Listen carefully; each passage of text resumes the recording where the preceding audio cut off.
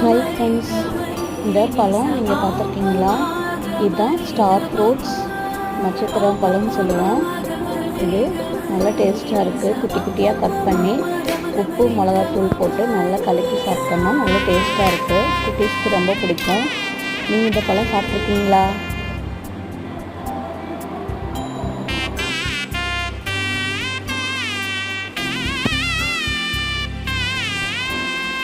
तू मिला मुझको मेरी खुश नसीबी, संग यूं ही गुजर